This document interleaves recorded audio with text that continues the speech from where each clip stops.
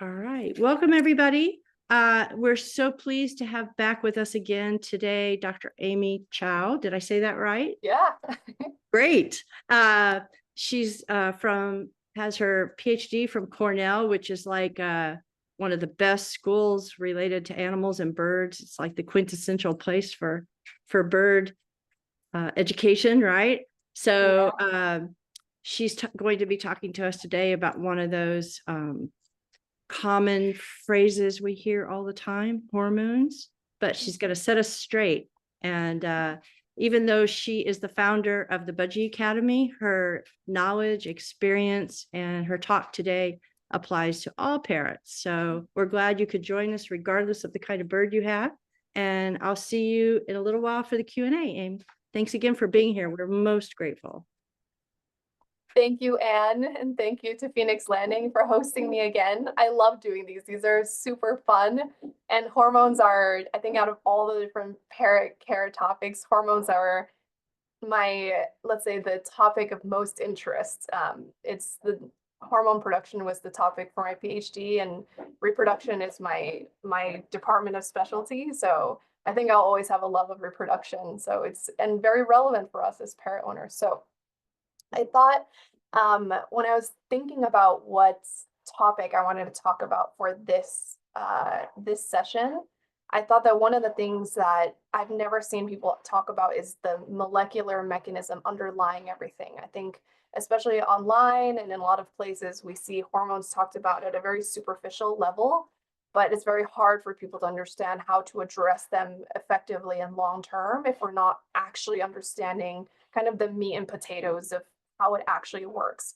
And I think the reason people shy away from it is because no one wants to do the work of connecting the science over to the public. And I think people are afraid of the big words, but I actually don't think it's a difficult thing to understand. And I found it very easy for my clients to understand. So I think it's worth talking about. So I termed it this way. I titled it How Internal Biology Becomes External Behavior, because I think once we start talking about the internal biology, it becomes very, very clear how we manage these external behaviors and how to make it easier to manage these external behaviors, both for the welfare of the bird, but also for our welfare and our existence as people who live with them, right? So hormone regulation and parrot welfare. One of the things I want to talk about is why it's important. Why do we even bother, right? What does it matter to us if the parrot is hormonal all the time? Besides just the behavioral challenges we face, like why does it matter for the welfare of the bird? So to understand that, first we have to be very clear on what a hormone is. So hormones are chemical messengers that the body makes so that different parts of the body can communicate with each other. How can the brain communicate with the liver? How can the brain communicate with the kidneys, right? How do the different organs tell each other what they're doing at any one time so they can coordinate with each other, right? And so all of these different major bodily processes all involve different kinds of hormones. Digestive tract has hormones, nervous system has hormones, metabolic hormones, reproductive hormones. All of these different major organ systems have hormones.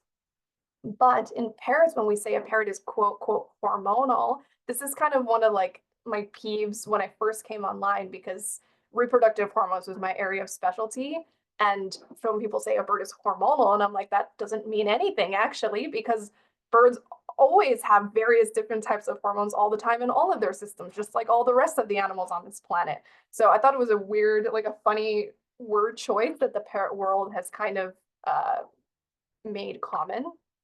But when we say in the parrot world, a bird is hormonal, quote, quote, they're really specifically talking about the reproductive hormones. So parrots have many, many, many different types of hormones involved in reproduction, the nervous system, all different kinds of metabolic functions. But when we say the term hormonal, most people are referring to a parrot that is in a breeding state. They're in a high reproductive state as opposed to a non-breeding state. So this is actually a really old picture of one of my first budgies, Fitzy. This is probably almost 10 years ago at this point. So she had quote, quote, hormone problems when she was starting around like 4. And she started laying eggs. And we can talk a little bit about how I ultimately came to solve this budgie egg laying problem. But she was the first of the birds that I had to start having a quote, quote, hormone problem. And that was actually the beginning of my journey on trying to fix this. At the time, I think I went to a lot of different veterinarians to try to fix this. And people were like, we can give you Lupron. And I'm like, well, it's not solving the problem at long term. And we'll talk about why in a minute. And that's what kind of led me down this path, because I was like, this is my area of specialty. I know the science goes further than this. Like, I know we can do better. So what is the problem with high hormones? When you have high reproductive hormones, there's two main issues. One, we have the health risks of the chronic high hormones. Egg laying is just one of them, right? We'll talk about some of the other health risks as well. But the second is the behavioral challenges. The behavior challenges for the bird in the sense that they're constantly trying to fulfill their need to reproduce at a really high level. But on the other hand, it's also difficult for us because we're dealing with these behaviors.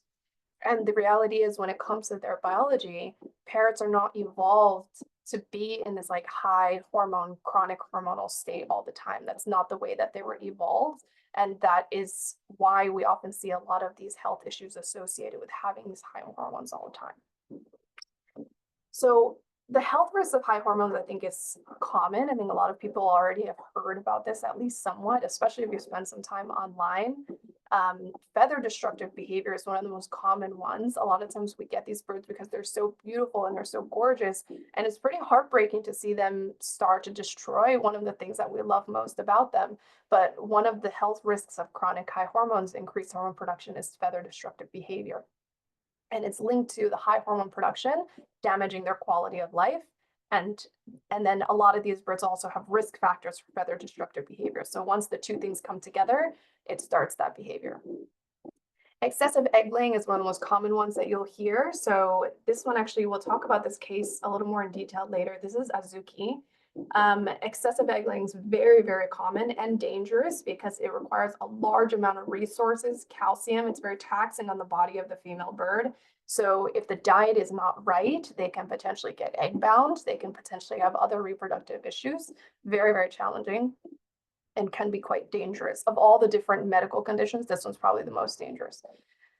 The last one that I've actually observed, I haven't seen in other species, but I've seen two budgies with this issue so far, one of which was in my flock. And I've seen, this is an ovarian cyst. This was a very unique case, but what I've noticed is that sometimes when you have a female budgie who's in high hormones for a very, very long time, they start to get this protrusion on their abdomen. It's not the normal abdomen kind of coming down. Sometimes people affectionately term it egg butt. It's not just their abdomen coming down, is that they actually get fluid accumulation in the abdomen. And it's very hard for a veterinarian to diagnose, but my veterinarian is fantastic, and he works very closely with me on my birds. And this actually turned out to be an ovarian cyst caused by chronic high hormones. And we did actually come up with a solution that worked very well for this as well. So chronically high hormones, a lot of us, I think if any of us have lived with parrots, we've had to deal with the behavioral consequences of the high reproductive hormones. The increased volume and breeding vocals, that's a very common one. A lot of people with budgies ask me this. They're like, my budgies are so loud all the time. Budgies do chatter all day long. If you have budgies, you're just going to have to expect that's part of their vocal profile. But they do have breeding vocals compared to their normal chatter. And there's definitely a difference between them being in high hormones and doing their high breeding vocals versus their normal kind of chattering throughout the day. Territorial aggression, a lot of times they will guard their nest cavity, guard nest sites, they will guard their pair bonded mate. So we will see aggression much higher in birds with high reproductive hormones. The cavity seeking, the nest building, this is a super common one, and parrots can be really creative with the way that they cavity seek, mating with objects, regurgitating, again with the egg laying, and of course, big contributor to feather destructive behavior. So how do we solve this hormone problem? I think a lot of times, we spend all this time talking about how you recognize if your parrot is hormonal, what does it mean when they're hormonal, like, complaining that our parrots are hormonal. But let's talk about solutions, right? Because what good is it if we recognize a problem without a solution? So this is really the slide that I kind of wanted to share, because I think most people haven't seen this whole pathway laid out at once, but this is like the center of it all, right? If you can understand this axis, and of course, I don't expect you to memorize all of this, and you don't really have to, but just being able to look at the biology of how it works will help you understand why we have to address it the way we address it. So the way that it works in the biology of the animal is that, let's say you have a parrot that is exposed to a breeding trigger. That breeding trigger is integrated at the level of the brain. The brain recognizes these triggers, right? So let's say presence of a pair bonded mate, or physical stimulation by a pair bonded mate, right? The presence of a nest cavity. These are things that the bird is sensing and the brain is integrating. That brain then sends it to the hypothalamus, which is this part underneath is kind of like a lower part of the brain. The hypothalamus sends a hormone called GnRH to the anterior pituitary. The anterior pituitary sends FSH and LH to the gonads. This is the testes and the ovary. That creates the testosterone, the estradiol, the progesterone. These are the hormones that create the hormonal behaviors that you see. So the cavity seeking, the aggression, the egg laying, all of these things. But one of the interesting things to understand about parrots is that the resulting hormonal behaviors feed back to the breeding triggers. So a parrot, for example, that experiences a breeding trigger and undergoes this entire process and then starts exhibiting certain hormonal behaviors will continue to feed this process in a vicious forward cycle. This is called a positive feedback loop. So the more triggers there are, the more triggers there are. So a really good example is if you increase the metabolizable energy of the diet, which we'll talk about, which is a big trigger, and you increase the temperature, which is also a big trigger, that will start turning on this hormone pathway. That's going to start driving that bird to cavity seek. Once that bird starts cavity seeking and finds a nest in a drawer, in a box, in your closet, whatever, that cavity seeking is another trigger. So now you have 3 trigger boxes checked, right? And then once they have a nest cavity, they've identified a nest cavity, that's another trigger. So the whole thing rolls forward. So a lot of times when we address hormones, especially if we have something acute, we'll address them medically with Lupron or with Deslorelin. Lupron has roughly a 14-day half-life or effectivity in the body, so it's not a particularly long-term solution, but it is a very useful tool when used correctly. Deslorelin is an implant. Typically, it's estimated to have 6 months of activity, but it's not uncommon to see implants start to wear off at 3 months or 4 months because it's not actually able to inhibit this entire pathway anymore. And the reason is because it's not addressing it at the highest level. So when breeding triggers continue to feed the pathway, it will start to get overwhelmed and it will turn the pathway back on again. So in order for hormonal behaviors to be addressed properly, we have to address them at the top level. If we're only trying to address them medically at this level going down, it's good for an acute fix or for a short-term management. But for a long-term effective solution, we have to address the top of the funnel, which is the breeding triggers that the bird is exposed to. And the great thing is that most of these are A, environmental changes, and B, they're things that we have control over. These are things that we do control in our house, so we can effectively change them. And the great thing is rather than fighting the biology of the animal, fighting the animal's pathways, it is in line with their biology. This is the way their biology works, and we can do so by understanding the biology. We understand how to engineer the environment so that the bird will naturally go into their non-breeding state or at least lower their hormone production. So one of the things I frequently see is people saying, well, parrots are seasonal breeders. Like, it's April, and we kind of just throw our arms up like, it's April, my parrots are just hormonal. Like, there's just nothing we can do about it. But if you really understand it carefully, the way that these breeding, quote, quote, seasons work in these birds, it starts to become really obvious why managing breeding triggers in the home matters. So we'll often say, oh, parrots are seasonal breeders. Not all parrots are seasonal breeders. Especially, for me as a budgie person, it's the most like glaring thing when I hear that all parrots are seasonal breeders. But what is a seasonal breeder? When someone says an animal is a seasonal breeder, what does that mean, right?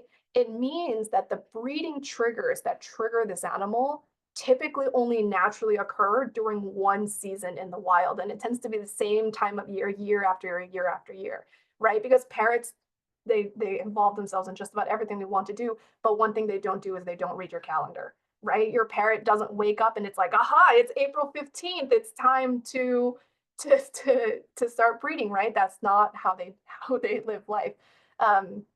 They're extremely intelligent, but I promise they're not actually reading your calendar, right? So how does a parent know, hey, this is the time of year to breed every year? The way that they know is because those breeding triggers only occur in the environment at that specific time of year in the place that they evolved. In the wild, these things are super, super consistent. So a really good example, a super good example is, I'll give you like a sheep example. So sheep are quote, quote, seasonal breeders. They breed only controlled by the day length when the day length reaches a certain length. Well, we can easily affect the day length, right? Cornell actually had a system where they shift the day length that the animal's exposed to so that they breed at different times of the year so that you can have lamb at any time of the year. Otherwise, lambs are typically only born a certain time of year and you'd only be able to have wool or have other, sheep-based products at different times of the year. And it's the same thing for parrots. A parrot that is a seasonal breeder means that in the wild, those breeding triggers only occur at a particular season, right? But if you have triggers available year-round in your home, that means all year-round is hormones, right? Year-round triggers is year-round hormones. One thing I wanted to mention in terms of parrots and seasonal breeders is opportunistic breeders, because not all parrots are seasonal breeders. Budgies, cockatiels, a lot of the other small Australian granivores, they are opportunistic breeders. What does that mean? That means that they breed when the conditions are right, basically when the breeding triggers come together. But for them, they are opportunistic because they occur very unpredictably in the wild. But a lot of times these things get mixed up and people are like, oh, because wild conures or wild macaws of this species only breed during this one time of year. But, why is my bird, it's like November, my bird is super hormonal. It means there's triggers in the house, right? So once we brought a bird into captivity, it's when do those triggers pop up? When do those triggers pop up is signaling to the bird when they should start breeding and when they should start that hormone production. So year-round triggers will equal year-round hormones and the inverse, right? But in the wild, that typically would not happen. So this is one of my best illustrations of year-round triggers equals year-round hormones. So this is Azuki. She's so cute. She was one of my first, probably the most severe of the egg laying cases that I've seen so far. She started laying eggs around 8 months old. She laid 50 eggs in the 2 years since she was acquired by the owner. And the egg laying occurs year round at any time of year, all times of year. And she started consulting with me and we started our interventions in October of 2024. And I very distinctly remember her telling me that the one thing that she would wanted, oh, sorry, not October 2024, it's October of 2023. She was like, the one thing that I want is an egg-free year. And 2024 was her first egg-free year. And it's exciting because now we're in 2025, is officially complete her first egg-free year. So she did not lay eggs since we started in October of 2023. That actually is a typo I have to fix. But that's really exciting. So by managing these triggers, you can very, very effectively control the hormone levels in these birds. It's just that knowing what the triggers are is really important. So let's talk about the 5 major hormonal triggers, right? So if we're going to control these triggers, we're going to be effective in managing these triggers. We have to know exactly what they are very, very specifically. And they're very easy to manage once you identify what exactly they are. I think one of the reasons that there's all this confusion is because people are guessing. They're like, I don't know what the triggers are. So now we have all these like conspiracies and superstitions about like what the trigger is. But once you look at the biology of the animal and you know what it is, you know exactly where to tackle it. And this is like, I talked about anxiety with my clients a lot of the time because I think our surrounding hormones and welfare for our parrots, sometimes we feel like, oh my God, you know, my parrot's super hormonal. Like, am I am I not a good parrot owner? Am I like doing something wrong? Like, what am I doing? Like, you know, like why is this happening? And it's just this like huge anxiety in our life. And sometimes it's hard because like you're not even enjoying life with your bird anymore because it's all this anxiety surrounding everything. But one of the wonderful things is that if you know exactly what the triggers are, you'll also know A, how to control it, but two, you'll also know if there are some things that are not completely within our control. You're not going to be surprised when the hormones start showing themselves a little bit, and you're not going to be like blaming yourself, right? Feeling like you did something wrong. Like you know what's happening, you know why it's happening, and it just makes the overall experience of living with your bird less anxiety inducing. And I think that also just makes for a more pleasant experience with your bird.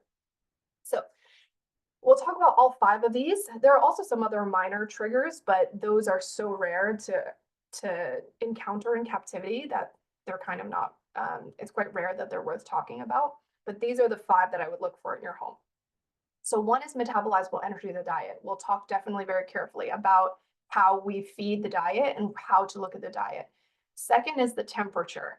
Very, very common that the temperature is excessively high, and then that's what's triggering the breeding.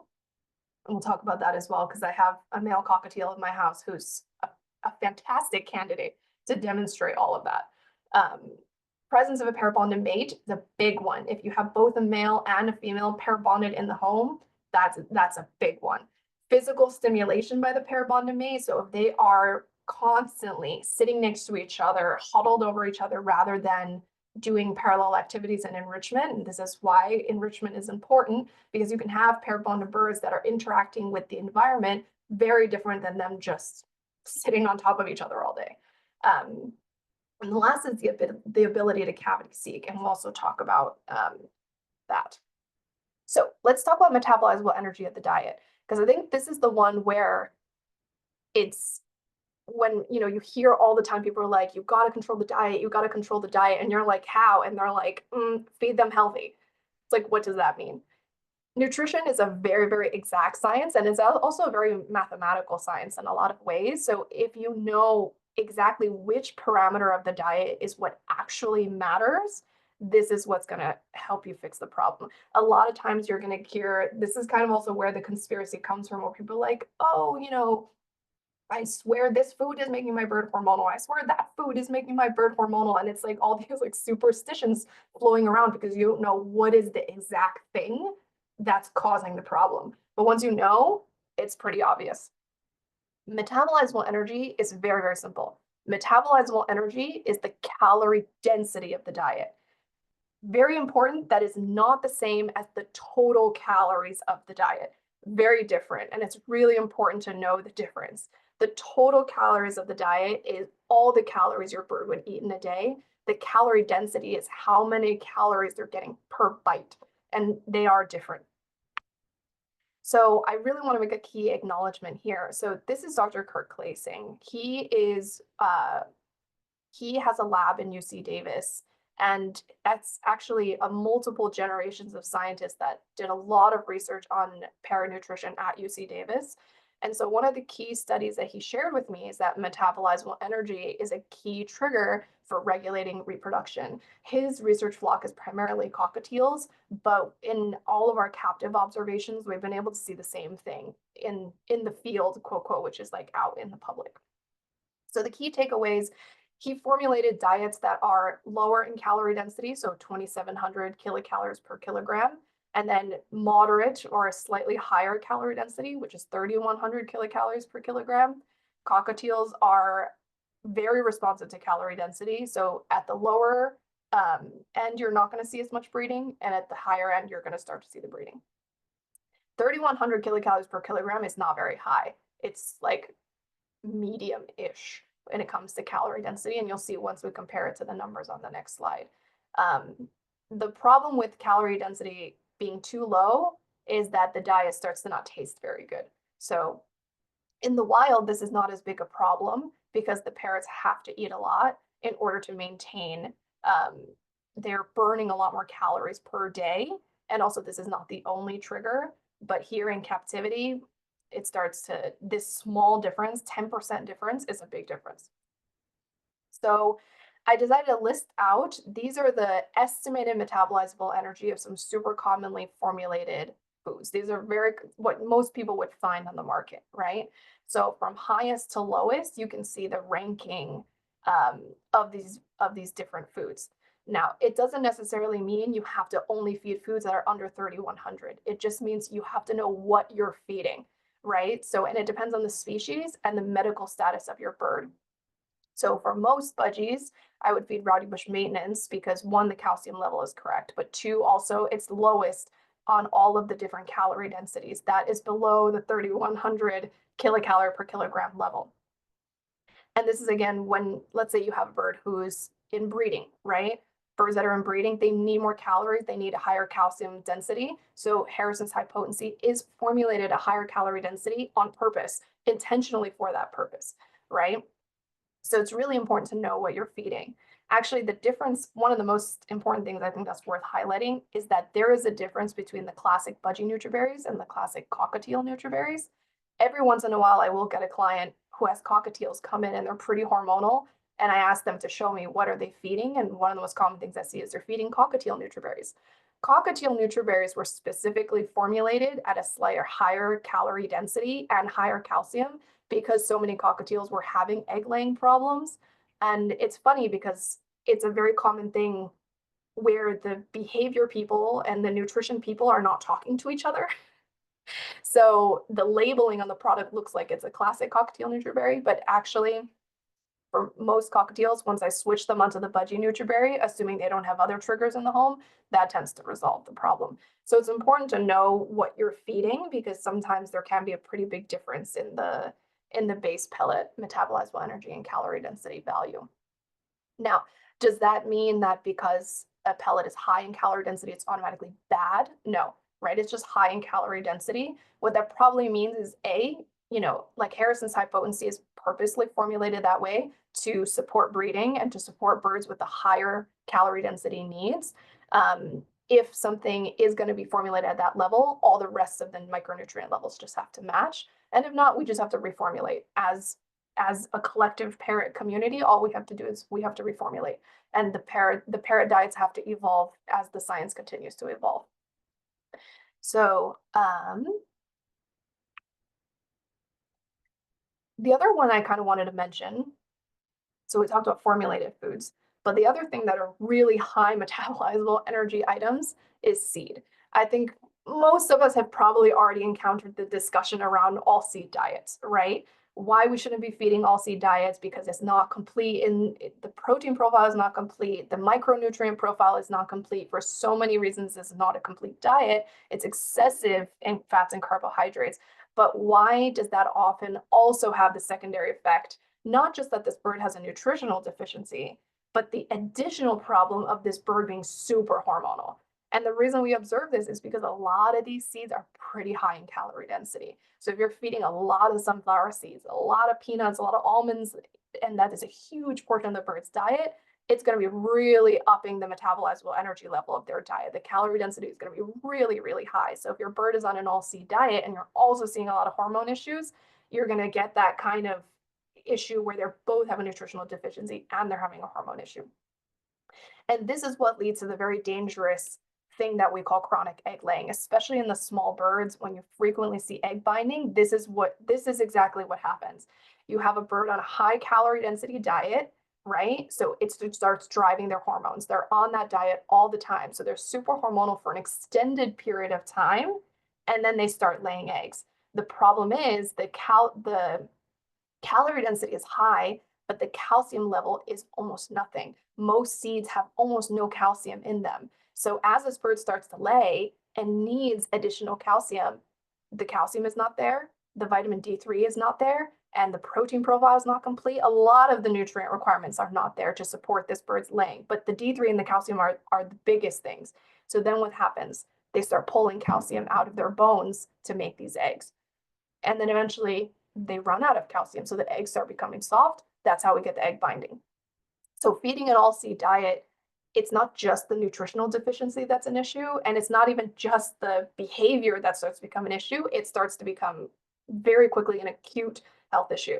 And it's very common for me to see budgie and cockatiel clients who have this issue. You hear all the time, oh, the small birds, they're prone to chronic egg laying. They're not prone to chronic egg laying. They're prone to being fed a high calorie all seed diet for a very long amount of time and continuously laying and laying and laying and running out of calcium. So that is typically what you're actually seeing. So if we're going to feed seeds and nuts, we have to be careful about how much we feed, control the portions in the diet, use them as reinforcers, use them as high value items, but they're definitely not a free for all. So in choosing a pellet, this is the most common thing that people will ask me. So what pellet works for my bird? It depends on your bird. We look at A, the species of the bird, B, their medical status. What do they have? Any other things going on? So very common, most budgies, rowdy bush maintenance would be the lowest metabolizable energy in the right range and the right calcium level. However, sometimes I will get a budgie that comes in that's been on a deficient diet a long time. So I will up them to Harrison's because I see that they need the higher level of protein. So I'll up them to Harrison's for some time. And depending on that bird's response, either we go back down or they stay on Harrison's for the duration of their life. So a good example was I had a case named of a little budgie named Gummy, and he did fine during his diet conversion, but he had a little beak. His beak was born slightly misshapen, and it was pretty clear to me that he was not doing super well on that level of diet. He needed more calories, and I think there's something metabolically different. So we upped him to Harrison's, and he did much better. So it's important to look at the overall status of this animal and move with that animal. The other thing is calorie density basically equates to taste. If something's higher calorie, it's going to taste better. If something's lower calorie, it's not going to taste as good. So if you have your bird on a super high calorie density diet and you want to move them straight to a low calorie pellet, they will not eat it. Especially if they're very hormonal, they very likely a lot of times will not eat it. So a lot of times the diet conversion process, we got to go down either little by little, or we got to transition them slowly and use transition foods to transition them down. Okay, second trigger I wanted to talk about is temperature, because I think this is where there's a lot of superstition, because we often don't think of temperature when it comes to our birds because we're like, parrots are endotherms. They make their own body heat. They regulate their own body temperature. So we don't have to think as much about temperature because they can tolerate a pretty wide range of temperatures. However, a couple degrees here and there actually makes a big difference for parrots. So temperature is a hormonal trigger. I've seen very consistent captive observation of temperature effect on hormones, and we see the same thing in the wild. 68, 70 degrees Fahrenheit, I see the parrots are comfortable and the hormones are pretty under control. Once it starts to get too close to 75 degrees Fahrenheit, I start to see the hormones start popping up. So Gandalf is a really, really good example. This is my male cockatiel Gandalf, showing you how his creative cavity seeking strategies in the middle of the summer when it's 75 degrees in my house. He is persistent, extremely persistent. And you can change nothing else in the house, simply the increase of temperature from 68 to 75, he will go from pretty cool as a cucumber to requiring pretty persistent stationing with reinforcement in order to keep him from cavity seeking. He becomes very, very persistent. And we can use training in order to keep them on the tree stands and on the places that are acceptable rather than cavity seeking, but that's managing the behavior. He still has the urge to go and do it. So it's, when you look at the temperature in the home, it can be a really important thing. I had a case, I think about a year and a half ago, where as I was doing the consultation, and it was a bird who kept laying eggs, I distinctly remember looking in the background as I was talking to the client, and I saw a heater in the background, and I was like, "What temperature is it in your house?" And they were like 80 degrees, and I was like, "Oh, well, that tells us a lot," right? So a lot of times, 80 degrees is very, very, very warm. 68 to 70 degrees Fahrenheit in your house is perfectly ideal. One of the things you'll see in the wild, budgies are a really good example because they're very opportunistic in their breeding. Budgies, when it's cool or colder temperatures, even if they have a plentiful food supply that's high calorie density, they don't breed. This is typically what you'll observe in the wild, and it's very, very interesting. And it makes sense. Evolution, from an evolutionary standpoint, a biological standpoint, it makes sense because a colder temperature, it's harder to incubate eggs. They need more calories in order to keep their body temperature up. It's just not a good time to be breeding. So this is a really good example.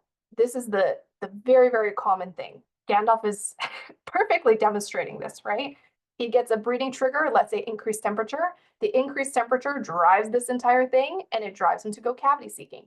Because he's cavity seeking, that's an additional trigger that's going to increase the hormone production of this entire thing, and he's going to cavity seek even more, and then he's going to start doing even more hormonal behaviors. So next one I wanted to talk about is presence of a pair bonded mate.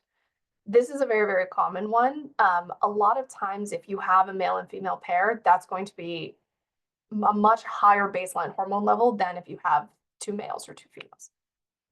So in my case, I had two budgies when I first started, one male, one female. In budgies' case, because they're so small, you can actually house them either all males in one cage or all females in one cage, or you just house them at a lower density, even though they're in mixed caging, and that tends to work really, really well. But what I find very commonly, once you get to larger and larger birds, often if you have hormonal problems, separate caging is going to be much, much better. The important thing to understand about this is a lot of times people will say, oh, I only have one parrot, right? Like they don't have a pair bonded mate. Yes, they do. They have few. And often if you look at their behavior, it's very, very clear which human in this household that the parrot identifies as their pair bonded mate. So Fitzy, as I showed you before, she was an egg layer around 3.5, 4 years old. This was quite some years ago, but she started laying eggs. And after Dappy passed away, he got a heart infection and passed away very suddenly. But she was still super hormonal, but she did stop laying eggs. That later was very interesting. That later, well, I'll tell you about the ovarian cyst story. But it did show you it did show me the difference between having a male and not having a male in the home. And that difference stopped the egg laying. Was the difference between her laying and not laying eggs.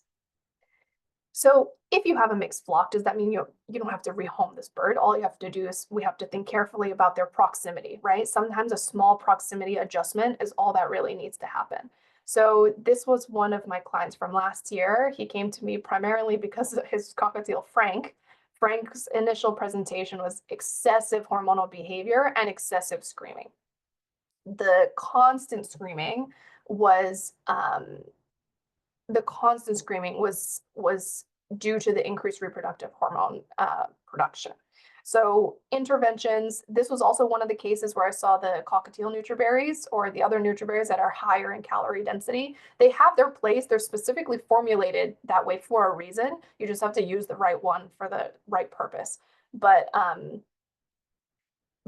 we converted the diet to a proper metabolizable energy range. We did lower the temperature. This was Phoenix, Arizona, so it was very warm in that. This is a bird room that was very warm. I think it was probably like 80 or 82 degrees. And what was very interesting is that the owners thought that they were supposed to be keeping it that warm because a lot of times people think it's supposed to be 80 degrees Fahrenheit.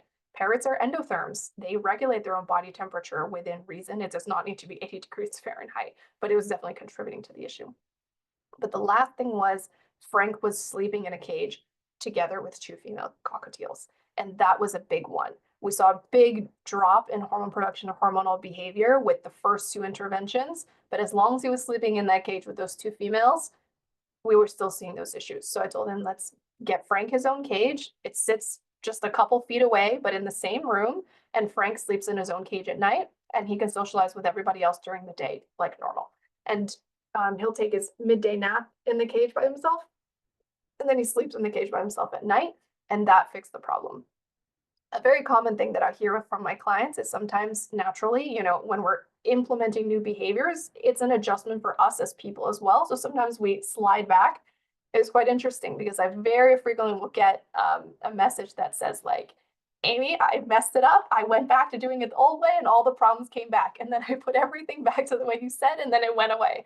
It's very, very common. So there was one night, I think Frank was sitting in the girl's cage and he's like, oh, it's fine. Just let him sleep in there. Slept in there for 2 nights. And by the third day, here we go again with the screaming, with the mating, with everything. So it's like, okay, let's have Frank sleep in his own cage. Okay, physical stimulation by the pair bonded mate is a little bit related, very, very similar to the situation with Frank, even though they were not physically stimulating each other all the time, even the proximity was related. This was actually a talk that I saw when I went to Phoenix Landing last time. So shout out to Anne and Phoenix Landing and Dr. Jose Antonio Diaz for his presentation there, because this was one of the first times I've seen anyone else show an observation, a similar observation, because my mentor, Pamela Clark, she has observed this phenomenon in captivity for a very long time and been very effective in using these types of caging arrangements to reduce the hormone issue. But this was a very interesting case that he presented, an observation from the wild that showed the same thing, but in the wild. So this was a pair of macaws. Hopefully I got the right photo from his presentation, but he observed a pair of macaws out in the wild, and the female macaw had identified a nest site. They were working on this nest site, but she just would not lay. For a very extended period of time, she would not lay her eggs. And after some observation, he realized that it was because the male was leaving every night to go and roost somewhere else. So they go roost where they used to roost before they identified this nest site, but the female was staying to identify the nest site. So that separation was quite unconventional, but it was causing her to not lay. And it was very interesting because it was completely consistent with what Pamela had been observing for quite a number of years in captivity. But physical stimulation is not just immediate proximity and mating.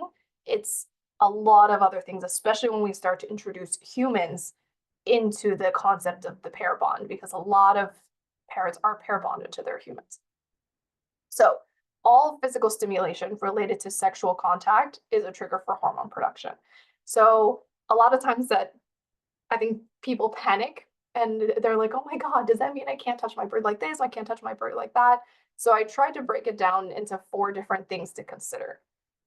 Are you pair bonded to this bird? What is the level of proximity we're talking about, the duration and the frequency, right?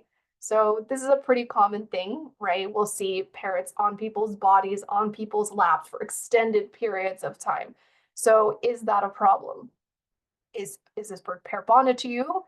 What is the proximity that this bird has to you, right? This is a high proximity activity. You know, how long is this bird sitting on your body, right? Are they sitting there for an hour, 2 hours, 3 hours a day, parking it on your body 2, 3, 4 hours a day?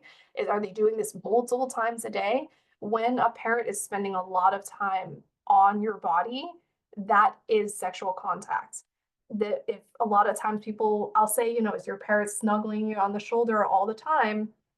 And they'll say, no, but you know, they're sitting on my lap for 3 hours a night. And I'm like, well, well, that's where the hormone problem is coming from. So a lot of times the physical stimulation, once you start to understand that the parrot is pair bonded to the human, and that contact that we introduce as human beings is interpreted as sexual contact by the bird, it starts to make a lot of sense.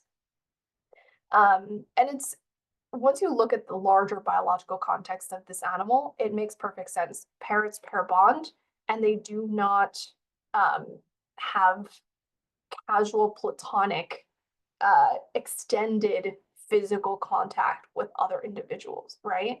And what ends up happening when there's a parrot constantly on someone's body, or just on someone's body for a substantial amount of time, one, it's sexually triggering the bird, right? And they don't get to complete that reproductive process at all. So they're constantly in a high hormone state.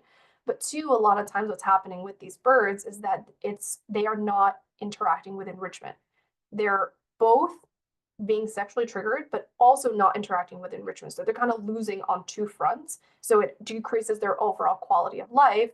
And later, for the birds who have high enough risk factors, that's where we see the feather destructive behavior. So that all together in a multifactorial way will end up, because of the lower quality of life, can often end up with that result. So the ability to cavity seek. This is a very common one. Gandalf demonstrated us very well, and they can be very creative in their cavity seeking, their cavity seeking methods. But the ability to secure a nest site is key. right? What I typically will see is some trigger increases their hormone production, and that drives their cavity seeking up fivefold, tenfold. They're extremely persistent in their cavity seeking. So one, the more they cavity seek, the more they cavity seek, because remember, the whole thing will feed back onto the hormonal pathway. But if they're cavity seeking, A, we need to manage the cavity seeking with stationing training, because the more they cavity seek, the more they cavity seek. But B, I want to see what other triggers are in the home. What is driving this bird to be cavity seeking at such a high level? So with budgies and cockatiels, the first things that I start to look at is I want to see the diet and I want to see the temperature of the home. And if this bird is pair bonded to a human, I want to see how they're being handled by the human, because pretty much you're looking at metabolizable energy of the diet, temperature, presence of a pair bonded mate, and physical stimulation by the pair bonded mate. That's 4 boxes already checked, right? And then the cavity seeking just continues to amplify the situation.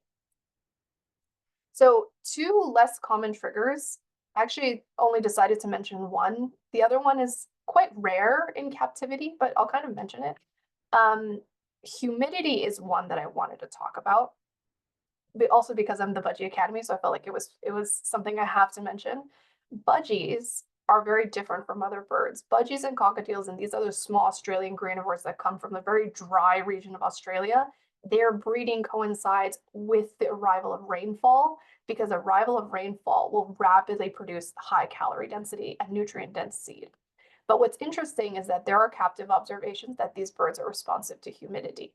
And humidity is a very interesting trigger, because humidity itself will typically not be, humidity alone will not be able to drive the entire process. But humidity in the presence of typically higher temperature, when you have both high temperature and high humidity will typically amplify the hormones triggered by the temperature. So in most cases, if I have a very hormonal budgie or a very hormonal cockatiel, usually it's not worth it to try to address the humidity. Once you address all the other factors, the humidity kind of no longer matters anymore. And primarily it's the temperature. But if other triggers are present and it's also humid, the humidity I've noticed will typically amplify their hormonal response. But if you have a parrot that hails from the dry region of the world and they breed in this opportunistic way coinciding with the rain, you can probably guess that they have a relationship with humidity and rain. So, oh, I left out the last thing. The other trigger I figured I'd mention because it's worth knowing, but presence and proximity to other parrots breeding nearby will typically also trigger breeding in the other birds. So if you have, let's say, one breeding pair that starts to breed, a lot of times it will trigger other breeding pairs to start to breed. But unless you have multiple breeding pairs in the home, it's typically not relevant. So for most of us, it's something we'll never encounter. So it's something I rarely mention and we rarely have to address. So quick summary, and then we'll do Q&A. Hormonal behaviors, quote, quote. When we talk about hormonal behaviors or parrots being hormonal, we're specifically talking about high reproductive hormone production. They're specifically talking about a bird that is chronically or always high in its breeding state. And chronically high hormones is an issue. It reduces the quality of life for both parrots and humans, and it introduces health risk for these parrots. And lower overall quality of life introduces health risk for humans, and it's also difficult for us to live with these behavior changes, right? Breeding triggers start a big hormone cascade. They are the top of the funnel. So if we want to address the hormones long-term, we have to address them from the top of the funnel down so that we can control everything effectively. And that's why also the Lupron, the Deslorelin, it's a very useful tool to be used at the correct time. I've definitely used it for my birds with, together with my vet. When it is necessary, it is an extremely useful tool. But if you just have a bird who's hormonal all the time, we're not addressing those triggers, it's not going to be a long-term solution. So I think that is all that I have. I wanted to do some acknowledgments. As always, I wanted to thank Anne for inviting me and hosting me again. I love doing these talks, and it was really exciting getting to go there in person last time. So hopefully I'll get to go again when we do the meeting. And then also thank you to Dr. Klasing for sharing his research with me. And of course, thank you to my mentor, Pamela, who's always been supporting me and sharing her decades of knowledge with me. A lot of which that has helped me to be where I am today. Questions, you can find me on social media, most places. And then if you want to contact me, there's a QR code. You can give that a scan, and that'll probably be the easiest way to reach me. Okay, thank you guys. Thank you, Amy. I so appreciate that you are able to tell us about very significant things in palatable form that everybody can, relate to, appreciate, take home, put to work.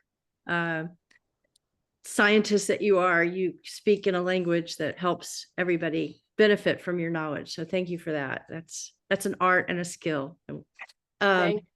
And I'm so glad to see many of my behavior colleagues here today. So before I forget, IAABC members, your code word is triggers. Just let me know it so you can get your CEUs. There are a lot of great questions. So thank you for being willing to stick around and tackle some of those. I personally am curious speaking of nutrition and food, what are your thoughts about those of us who feed a lot of fresh, raw, whole foods, which are not necessarily calorie dense, but active eaters? Mm-hmm. Yeah, so one of the exciting things about nutrition as a science is that we can make a formulated diet specifically to test individual parameters. But once you know, okay, calorie density is an important player, now you can formulate your fresh diets with that in mind, right? Because we know the calorie density of various fresh ingredients as well. So I know, for example, if I were to make a whole bunch of pasta and cooked grain and chuck it at my bird and Gandalf eats it, I will be having Hormone City in my house in about 72 hours, right? So once we know that metabolizable energy is a key player, now we can look at our fresh food diets through the lens as well, right? We know how much calcium they need, how much vitamin A they need, how much calcium and vitamin D3, all of these things, right? Once you know the profile, we now know how to formulate a fresh food diet as well. And also, do we need to put a powdered supplement on the fresh food diet? What supplements do we need to add? So a lot of times, I think you've heard me say this before, that a lot of times there's this like formulated versus fresh. And I always find that so funny because I'm like, it doesn't really have to be one or the other. You can use one to inform the other, right? Like if we didn't use we use the formulated diets that are identical in every way except the calorie density to do the study. Now we know, okay, calorie density is important. So you can take all your fresh foods and rank them by calorie density, and immediately you can start to see, okay, like I have a super hormonal bird, they need to get their protein, they need to get, all of these nutrient requirements met, but we should keep, these high calorie density items to a minimum, right? We've got to be controlled with the nuts. We've got to be careful with the amount of pistachios that we're feeding, right? We can't just be like, it's sunflower seed is fresh food, but it's a high calorie density item, right? So if we're I don't consider that a fresh food. I'm thinking radishes and peppers and celery yeah. So this is a really good question, right? So let's say like produce, fresh produce, like leafy greens, Brussels sprouts, green beans, this type of thing, right? They can eat a lot of those. Yes, because if you look at the nutritional profile, that one, it's like most of these are like 90% water. So the calorie density on the basis, the way we feed it to the animal is very low, right? So most of these these foods are never going to be an issue. Like I told most of my clients, I'm like, they get their fresh mix in the morning, but throughout the day, like if they want to eat more of whatever vegetable, just let them have it. It's not going to be an issue. So you can stop worrying, is that lettuce causing your bird? It's not the lettuce, right? Like it's not the radish that you gave, right? It's not that extra slice of pepper that you gave your bird that's the problem. So it's like, you can just stop worrying about that. If your bird wants, for example, like sometimes people be like, oh, I had a client who whose eclectus really like these like little chili peppers. And I'm like, okay, so we train with the little chili peppers. And we know Great. that that bird Vitamin can A. eat a Great food. really good amount of those little chili peppers, and it's not going to contribute to their hormone issue. They're Right. probably going to be just fine, right? Compared to if a bird really likes pistachios, I might have to be careful with how many I can give this bird before I start to know, like, okay, I might, and it might not be that we can't feed it. It might just be, okay, if I feed this much because I need to achieve this training, I might start seeing these behaviors, and you know that. So you're not freaking out. So some of my clients that live in like Texas, right? One of my clients had like 12 or 15 budgies, and she lived in Texas. And I was like, it's 75 degrees. You have a big house. You're not going to be able to make it 68 degrees in your house in the middle of a Texas summer. It's just not going to happen, right? But we know that it's happening. So let's just, make sure not to do anything rash at this time, right? If it's the middle of the winter, your budgies can probably handle a little bit more sprouts than, when it's 75 degrees and humid. Now is not the time.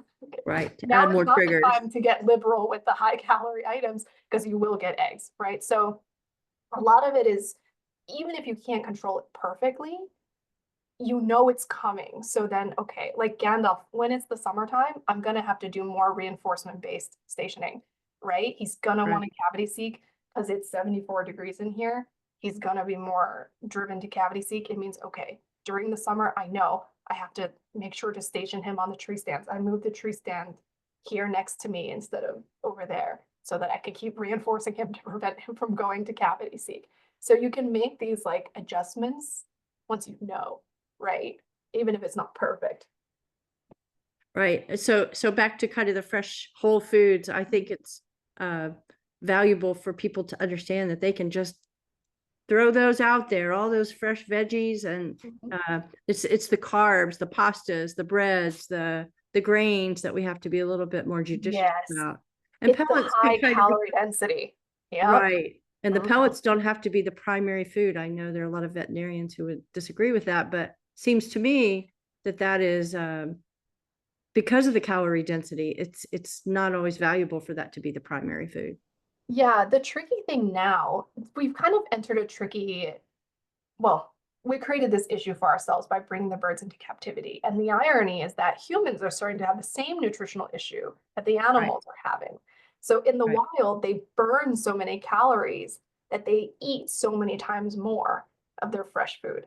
But Right. once we brought them here, they're eating substantially less, but the food's nutritional value hasn't changed. So now their calorie burn is so low, but their protein, vitamin, mineral requirements are still high, but they're eating only like a third of the food. So now we get this problem where a food that's low calorie, but high protein, high vitamin, high mineral does not exist. This food does not exist. So you're forced to formulate to create the food that doesn't exist. So it puts us in a very tricky situation, because if you feed only fresh without supplementation, a lot of birds will start getting nutritional deficiencies because they can't eat enough because most of it is water. So now we start to get to this. I think like we're coming on to what I think is the next generation of parrot foods, because most of our formulated foods have not been reformulated in a long time. It's been a Right. while, right? And there is a way to formulate something new without it only being a dry pellet, right? You can formulate new supplements that come with fresh food recipes. Like, hey, you feed this fresh food recipe, but like you need this additional supplement to go with it, right? So Right. as long as the nutrient requirements are met, there are many different ways to meet them, right? But I think, yeah, sometimes I can see like when people are, you know, either with all fresh or all pellet, each one has its issues.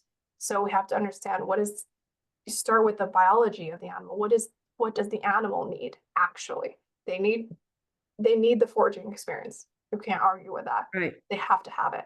If they're not getting at least that one foraging experience in the morning and then another active session in the evening, we start to have quality of life issues. Second is they need their nutrient requirements met. So how can we check these boxes and make it all work? I think sometimes people are, I mean, I spend an okay amount of time on social media, so I see people arguing back and forth, and I'm like, there's no point in arguing. It's time to reformulate. You know, like people are like, pellets are better, and they're like, fresh food is better, and I'm like, neither is the solution because Right, none of them check all of the boxes. It's time to reformulate. It's time to come with a new generation right. of nutritional solutions for these animals. And So Harrison's and Lefevre both have new pellets out, which are more tropical, which taste better. But my concern with a heavy pellet diet is that there's so much soy and corn and other things as primary components of those pellets. And, that's not really valuable. That's the yeah, density. so this comes from, so the corn and soy system, I might have told you this last time, is a historical thing. A lot of times people are like, oh, it's because it's cheap. It's not because it's cheap. It comes from the history of animal nutrition. So way back when we like didn't know anything about animal nutrition and it was still like a budding field, right? When this was like before nutrition became math, right? Became like a mathematical science. People didn't know like what the nutrient requirements were. So the way that they did know that animals need a certain amount of energy and they did know that they need a certain amount of protein. So corn is a very relatively easy to digest carbohydrate. So it comes with a certain amount of calories. That's very well documented. And then soy And is very sugar. high protein. So they use those two things to mathematically calculate how much calories and how much proteins does this animal need. And so that eventually became the base on which people put uh, supplements like vitamin and mineral supplements. So you can balance the calories and balance the protein using just those two items. And then supplements, right? So from that is where it evolved from the history of animal nutrition. But now we have more ingredients that are we have documented. Like you can use, for example, like pumpkin meal, right? Like Right, pumpkin meal is very rich in beta carotene. You can use pumpkin meal. We can use peas, like pea flour. You can right. use more sustainable legumes too. Um, so now Maybe that it's time for you to create a pellet that we all could benefit from maybe with some of at those some better point, ingredients. yeah, and Yeah, like they're, so it comes from like the history because a lot of these pellets were formulated like some decades ago, and it's like been a while, right, since we've right. reformulated. So I think it's like a lot Speaking of of times people are, pellets, yeah, how there's always the discussion about pellets for the little birds like budgies and cockatiels, and that being high protein, blah blah blah. How do you feel about pellets and little birds? Do you yeah. think they So the have them? little birds, Or one of yes, the important things to know about little birds is there's a really good study done by Dr. Phelan in Australia. Budgies, lovebirds, cockatiels, they're very sensitive to excess in calcium. So they will get mineral deposits in their kidneys. The excess calcium will deposit in their kidneys, and they can actually slowly tox the kidneys over time. If it's high enough, their kidney function will decline very fast. so So it's that's the why calcium that causes the kidney it's the problem. I always calcium. wondered what it was. I knew it caused Yes, problems it's with the the calcium. kidney. And what's the Mhm. really interesting thing is that most pellets are 0.6% and up, which is way too high. So to give you the context, in his study, a 0.3% calcium with 500 IU's vitamin D3, a baby budgie could hatch, eat that, and make it all the way to fledging with no stunting. That is insane. An African gray could never. Okay. An African gray needs its 0.9% calcium, or like at 0.3% calcium will take a budgie from hatch to fledging and to adulthood and beyond. They are That's low crazy. calcium specialists. Yeah, these animals are crazy. But let's say in Amazon, an African gray could never survive on such low calcium. So when you have these little birds that are trying to be fed the same pellet as a bigger bird, immediately you're going to have this issue because they cannot eat the same pellet. A smaller bird needs that level of calcium, and the bigger birds need a different level. Do So you for this, even recommend pellets for little birds? I mean, I yes, but often the don't. calcium has to So be controlled. yeah, So the only pellet on the market that has 0.4% calcium is Rowdy Bush Maintenance. Rowdy Bush. It is the only pellet with the calcium at that low. So when I have, let's say, but the funny thing about budgies and cockatiels are the same. When they're on maintenance and they're not breeding, they need 0.3% calcium. When they breed, they need 0.8% calcium. So they have to go from rowdy bush maintenance level up to Harrison's high potency level the moment they start breeding. But when they're done breeding, we have to bring them back down. But again, like this is just a formulated food. We can use this to inform our fresh food diet. Let's say you feed a fresh food diet, you know, okay, my fresh food diet needs to be lower calcium now. When they're breeding, you have to supplement, the calcium has to be brought up. And then when they're done, they have to come down, right? So rather than guessing like how much do I have to add, now you know, okay, like we have to control how much. But it's very, very common for the smaller birds to be having these kidney issues. Right. When I was there last time, I was talking to some of the vets from Dr. Spear's clinic, and they said that they've had some success, sometimes just taking the bird off of pellets entirely. I'm Yeah. like, well, that makes sense to me because a That's lot of what we times, recommend for yeah, little because kiddos. if Yeah. yeah, next time when you see a small bird with a kidney issue, Yeah. take a look Exactly. at the calcium in their diet, because I had a client some time ago in Germany that was like, I saw this new pellet that came out on the market here, and can you take a look at it? And I said, sure. I flipped it over. It was 1.3% calcium. Whoa. 1.3% calcium will kill a budgie Yeah. in a very short amount of time. Like I think in Dr. Phelan's studies, some on 1.5% calcium, like some of the budgies like died within, I think within the year. Like, Yeah. it is extremely Toxic. toxic. But Right. why does that happen? You know, people are not making things up. Why was it so high? It's because chickens need Right. that high level of calcium. Like anyone who has chickens, if you look at the calcium on the chicken diet, chickens need a lot of calcium. Right. Lay their eggs, but parrots are not chickens. And Is they there any other reputable pellet along the lines of rowdy bush and lower in terms of caloric density or because no one's reformulated. yeah, because there are a lot of other pellets out there, but I'm not sure the ones that you didn't list are worth So recommending. Rowdy Bush is Yeah. 0.4, Harrison's is 0.6, which is the pretty standard, like most parrots that are not a low calcium specialist, that is the correct level, right? When you go to breeding, they need to go up to 0.9%. Harrison's high potency is good enough for pretty much all the parrots, that calcium level is good. Mm-hmm.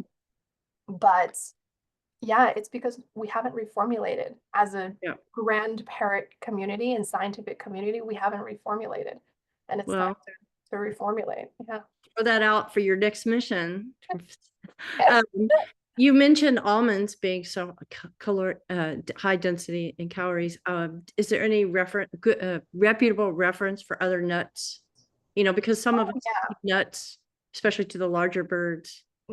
Yeah. So Walnuts pretty for much, omegas, Brazil nuts for selenium, blah, blah, blah. Yeah. so one of the things to know about nuts is that a whole nut is, while the calorie density is quite high because it's pretty high in fats, but the way that they measure calorie density is that they take it, they grind it up, and then they do a chemical analysis. But a chemical analysis is not the same way that the bird digests. So a lot of times if you measure the digestibility, if you give a bird a small piece of nut, they're not going to digest 100% of what's in there. So nuts are also quite fibrous. So a lot of times, like the total amount of calorie density in a nut is not going to be as bad as if you gave like something fattier, like the same nut, but in a butter form, because it's already been homogenized and it will be absorbed. All of the calories will be absorbed versus the nut in its whole form is more fibrous and it's not, the animal has to break it down, but it's not 100% digestibility by any rate. So pretty much any nut is going to be way above 3,100, but use them as reinforcers. I wouldn't overthink it too much because sometimes, like if you have a bird come in, they need that training, right? Like sometimes you need to Right. station them that much. That's just what has to happen to manage the behavior and the quality of life of this bird. But you just know in your head like that, you know, it's high calorie and it's okay. Like we're just gonna pay that cost for now for the quality of life gain on this bird for whatever that situation is. So for example, like if let's say let me give an example, like if a parrot is coming in and let's say when a parrot is first coming in and they're on an all seed diet, right? And I know that they're not just going to eat a lower calorie pellet. Sometimes you give them a higher calorie pellet, like high potency, like Harrison's high potency. I know it's high calorie, but it's better than the all seed diet. But I know they're not going to, their hormones are not going to clear on that diet, and it's fine. We get them their micronutrients, we get them slowly learning, and then maybe we can convert them later. So a lot of times is that in between. With nuts, it's the same thing. If I have a bird where I know they need to learn stationing, they really have to station, they got to learn this. I know I'm feeding a lot of these reinforcers. It's fine for a short period of time. It's okay. Right. I know I might see the hormones pop up, but it's okay. But it's not like a conspiracy, like anxiety inducing activity of like, why, I'm Right, like, I right, know we're right, stationing them a lot. They're eating a lot of nuts. We might see a little something. It's okay. We know why it's happening. When they right. have enough reinforcement history where I don't have to reinforce so much, they'll be okay. Sometimes we can just get creative with the reinforcers. I had this issue with Gandalf, and I discovered that this bird is obsessed with egg white. And I've also discovered that some parrots are obsessed with tofu, like Hmm. firm tofu. So I had Azuki was such an interesting case because one of her issues was that she was pair bonded to the husband in the home. So she was being physically stimulated by being on the husband's face. Actually, she would land on his glasses. And budgies will do this thing where they land like here and solicit from people's face. And it became very problematic because in order to station her off someone's body by reinforcing her, she was now eating too many seeds because we're using seeds as a reinforcer to station her. But now her cavity seeking would go through the roof. So it was stationing her, but her urge to cavity seek got much higher. So we started to have this issue. But I discovered, I was like, try egg white or try tofu. And she was very happy to work for tofu. And I was like, great. So she's Wonderful. willing to station for tofu.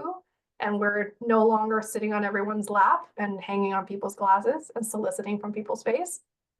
And she doesn't need too much because now she has the reinforcement history. Everyone's good. No one's laying eggs anymore. So That's sometimes great. sometimes it's just a matter of knowing, kind of like my client in Texas. I'm like, it's March in Texas. It's about to get hot. You have 15 budgies, and you're gonna start seeing the hormones. You will. We're just gonna manage it so nobody starts laying eggs, and we're gonna be okay. And then it'll Right. pass. Right.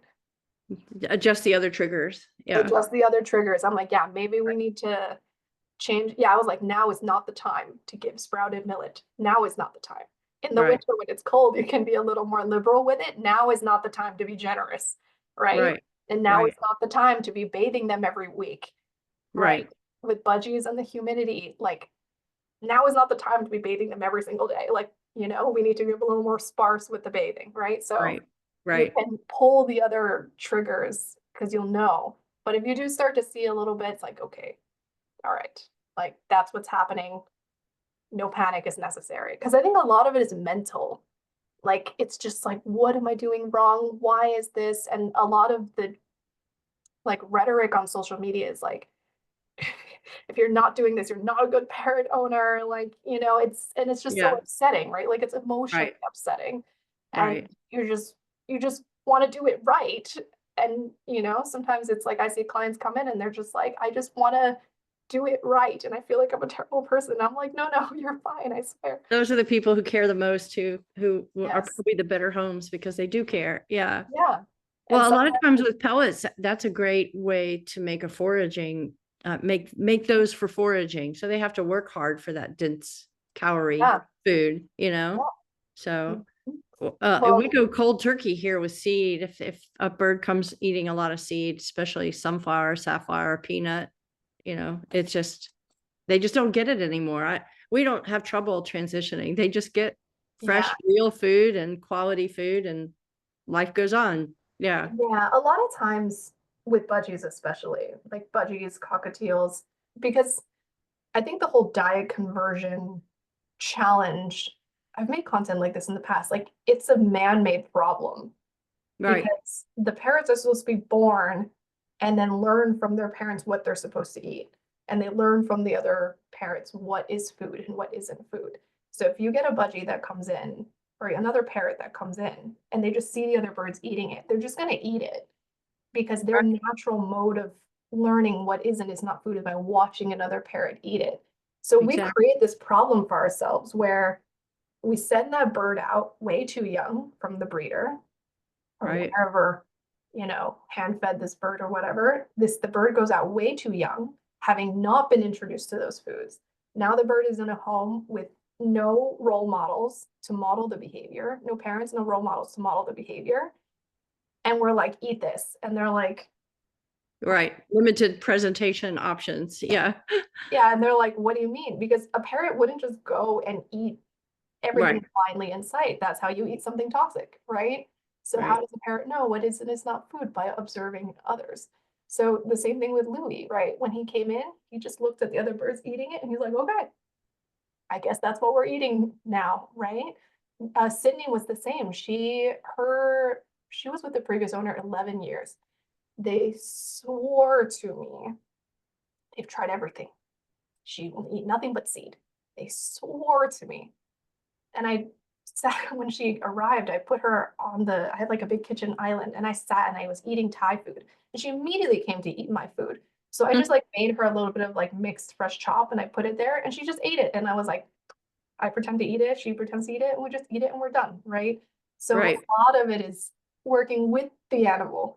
A lot of it is, yeah, we have in the parable these systemic issues. The way we raise the animal is not ideal. The diet we put them on at a young age is not ideal. And then the environment they go into where we're trying to get them to eat this new food is not ideal. And then we have this systemic issue. But I think honestly, if breeders did a better job, we could all avoid this diet conversion issue from the get-go, right? Exactly. Exactly. And Yeah, a lot especially of being breeders, parent raised so that they get what they yes, need and have some health life wise. skills early on, Absolutely. Yeah, Absolutely. like a lot of my clients now, the ones who are like, I do want to find a good breeder. With budgie breeders, they're hard to find, but you usually get someone who has like raised them in their home. They're not like a breeder. They just like have a clutch. They're just like a person with two budgies who have a clutch. And so they learn to eat everything at a young age. They can fly, they can be handled, they eat everything at a young age. So when they go to the new home, they're like, yes, this is food. I've seen this before. And they just, I wish there was a way to make those kind of people more visible to the public so they wouldn't just go to PetSmart and Petco and buy the totally terrorized, box store bred I budgie. know. And A I think terrible thing. for my community, one of the things I wanted to do is eventually start having like, not Yeah, just some a breeder recommended list. sources. That'd be Yeah. great. And Yeah. eventually I told people in my community, I said, eventually some of you guys are going to breed. And one of the things is that a lot of my members now, they all know about the Sensitive Ladies Club, that there is a spectrum of sensitivity. So those birds that are super hormonal at the drop of a hat, do not breed those birds. They are not the candidates to continue the gene pool. Right. Like the client that had like 12 budgies, she had one named Gray. This bird was one bite of sprouted millet away from laying eggs. Like this bird was so sensitive. Like we managed to keep everything under wraps, but you could tell like she was very sensitive. And on the other end of the spectrum was a budgie named Sugar, who was like, hormones? What hormones? I don't know what that is. So those birds never get bred because they are hard to breed, but that is the biologically correct animal because they do not breed until every last box is checked. Right. Meanwhile, Miss Gray over here is like, oh, did the temperature go up 2 degrees? Let's go, And I'm Yeah. like, no, The problems just exacerbated. Yeah. exacerbate. Yeah. The Yeah, budgie genetic pool is pretty sad at this point. yeah, Yeah. because people breed the birds that are easier to breed, and I don't think it's unique to budgies. I think cockatiels, lovebirds, the more we breed them, even the bigger birds, I don't think are. It's just that their generations are long, so we don't see it. But like I had a client who came in with, I think, a Myers parrot, and she told me that the vet told her like, oh, he came in for hormone problems. She was like, oh, you should just breed him. Like he's so hormonal, he would make a great breeder bird. And I'm like, no, like the fact that he's so hormonal means that he is not a candidate because he's exact not doing opposite. well in Right. the home. Right. He is not That's a not the solution to his problem. That is not the Yeah. solution to this To problem. get a Yeah, I would spouse. want to breed Right. the birds that are thriving in captivity, relatively as much as a parrot can thrive in captivity. That's the bird you want to breed, right? Like, Do you sprout? Do you sprout for your birds? when I can, yes. So the Hmm. thing about sprouts is that sprouting the seed, when it's just like a little tail coming out, is pretty much the same calorie density as the seed itself. So you just have to choose the lower calorie items. But doesn't it have a whole lot more nutritional benefits like enzymes and other things because it's alive now? Yes, the data on that is still a bit limited, but the calorie density doesn't change when it comes because the enzymes and all that stuff don't relate to the hormone production, right? That is all separate nutritional stuff. But when it comes to hormone production specifically, when you sprout it, it becomes more bioavailable too. So the digestibility is higher, but that also means the calorie density is now higher. So you have to be careful about how much you feed, Of right? course, you don't usually sprout the same things that are in bad seed. Like I don't ever sprout safflower seed, or I sprout Azuki or Kamut. Exactly. Yeah, Yeah. it's just a little different. So exactly. So it's choosing the items to sprout is also important, right? You want to choose Right, the items that have the most nutritional bang for their buck, right? Like right, the legumes, lentils, Azuki beans, they're going to be lower calorie density as opposed to right, sprouting sunflower. Like sunflower is going to be a little fattier, right? But also right. the sprouts are not because the calorie density of the diet is not item specific. It's the total average calorie density. So as long as the total is not getting out of control, it's fine, right? So if you Hmm. sprout and the sprouts are only a portion of the fresh food, and then the fresh food is a portion of the overall diet once you start counting reinforcers and things like that, right? It just seems like the sprouts would be healthier than the pellets for the little guys because it's real food. It depends on what you consider real, right? Now we Yeah, start to get into I don't think the of pellets as real food. Yeah, I think of them as yeah. processed. Yeah. Yeah, pellets are processed food. And so this is kind of going into the next generation, right? Like as we start to reformulate, a lot of this is a matter of like, can the owner meet the next? So I think the next generation of pellets is going to be like this.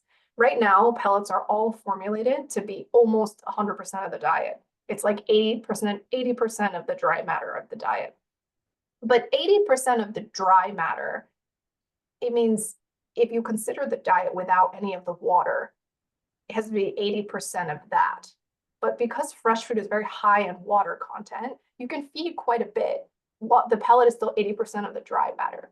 So the next generation of pellet is approximating lower. You feed the pellet is formulated to be, let's say, like 50% of the dry matter, right? 50% of the dry matter, because the pellet is dry and the fresh food is high in water content, means by volume, you're feeding a lot more fresh food and less pellet. So you're starting to approximate lower, but the pellet is formulated in a way that you can still free feed that pellet and it would still be fine. But it starts to require that that fresh food be made a very specific way. So it shifts, the knowledge has to shift more as a whole parrot system, right? For a lot of people, like I can see it's an accessibility issue, right? It's can they make that much fresh food, right? And a lot of it is can you use your freezer effectively, right? And mix it with some fresh items every Fine. week I mean, I can't imagine if my birds ate even 50% pellets. They are like at least 60% whole fresh foods by volume. by volume and by time and Yeah, and quite diversity. Yeah. I can't yeah. imagine how they would be if they were on 50 to 80% pellets. They'd probably be bouncing If off the walls. if your Yeah. bird is eating if you're seeing a lot, it depends on the bird. If you're seeing a lot of hormones, the more pellets they eat, the pellet is too high in metabolizable energy. Yeah. The pellet needs to be reformulated. Yeah. Yeah. But I understand why, people have busy lives and maybe cutting up a bunch of fruit and veggies and every day is not, in their worldview like it is in mine. But it definitely, I think, makes a difference mentally as well. It gives them a diversity of activity Oh, instead of just one thing. Yeah. oh yeah. There's no, I don't think that anyone can make a solid argument for 100% pellet diet. I just think there's no Yeah. world where you can make that In argument. fact, it's vitamin A deficient. I think our most vitamin A deficient bird was one that came eating only Harrison's, which was great, except that the vitamin A deficiency was extreme. And It even Dr. depends. Harrison recommends, yeah, this is The vitamin A is funny. This is the other thing about pellets. The way people store the pellet right. matters. Oh, good. I'm glad you brought that up. So Yeah, important. Thank that's the you. other thing. Yeah, tell us about that. Yeah, because the pellets are not infinitely stable and the supplements are not infinitely stable. So if, let's say, the pellet is formulated to be 4,000 IUs per kilogram of vitamin A, which is double what they need, it's plenty. But if someone's opening that bag and just leaving it open, the oxygen is degrading it, the light is degrading it. If they're not caring for it temperature-wise, it's degrading it.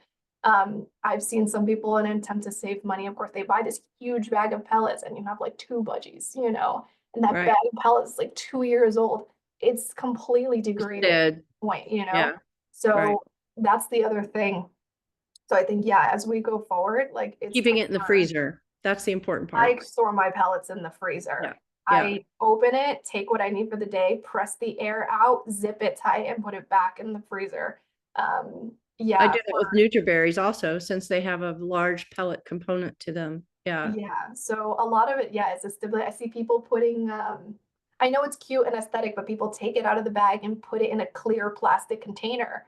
And I'm like, no, because the bag is made so that if you look at like the inside of a Harrison's bag, for example, the metal lining is so that A, the bag is opaque, so the light is not hitting it, but B, so that it's not permeable to air. So when you press all the air out, it's sealed. Oh, that's good. Good advice. Thank you. Yeah, it's also why, like Rowdy Bush, for example, the bag is black and not clear, right? Like all of these bags are by design.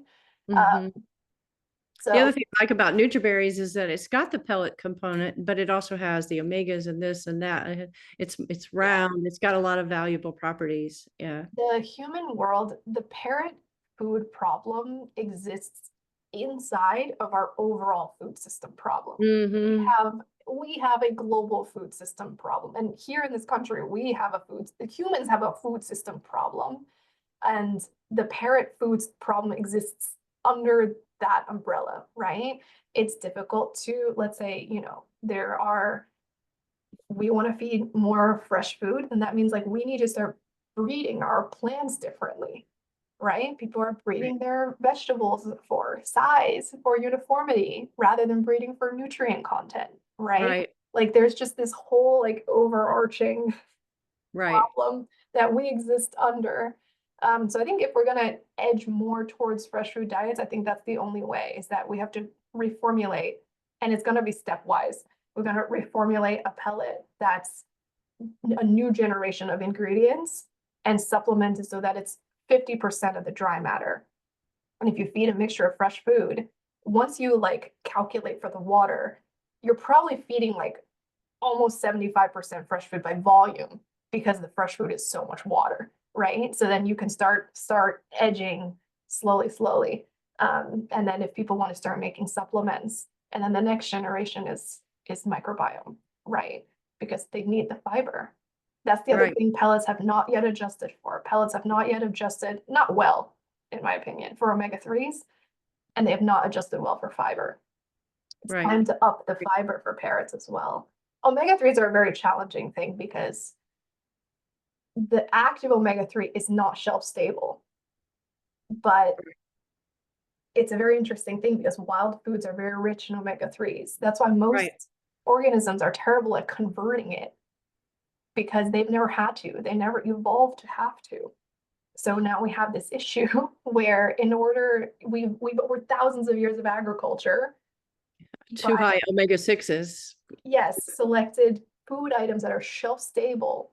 Right. But in being shelf stable, it automatically means it has to be low in omega-3s, because the omega-3s will go rancid extremely quickly. Like if you have ground flaxseed in a bag, it'll go rancid fast if you keep it open to the air. And that's why flaxseed oil is sold in like these tiny amounts in the fridge in an amber bottle, because otherwise it'll go rancid so fast. We really recommend Vet Omega, developed by Dr. Scott Eccles. Yes, and it's kind of store it properly. Yeah, if stored properly, and don't shake. Nobody shake their flaxseed or vet omega. Yeah, you break down the cells. But Store yeah, it properly. yeah, but vet omega is really good for the heart and many other things. So if Yeah, anybody's it's funny. interested, go to vetomega.com and you can find it. Yeah.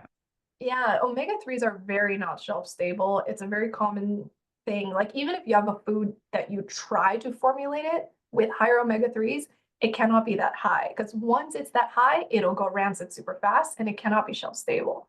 So Mm, immediately, like the word shelf stable and omega-3s just are almost mutually exclusive in that way. So the next scientific breakthrough would have to be a way to stabilize the omega-3 so mm. that it can be shelf stable. And right now that doesn't yet exist. So right now I had a non-parrot related case. I had a cat, a friend who had a cat with cat like acne on the chin. And they had seen the vet and all these different things. And I was like, let me just take a look at the diet. And I actually the bag I looked at it, and actually the bag is well supplemented in omega-3s. And so the formulators had made a very good attempt to fill enough of the omega-3 requirement. And I was like, just try adding an omega-3 supplement because I suspected it's the shelf stable problem.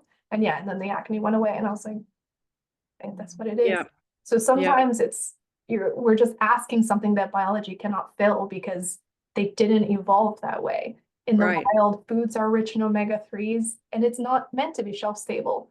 Um, like in humans, we have to have the vitamin C discussion because vitamin C is not fantastically stable. But humans, we cannot make vitamin C. With parrots, we never have the vitamin C discussion because they make their own and we never have an issue.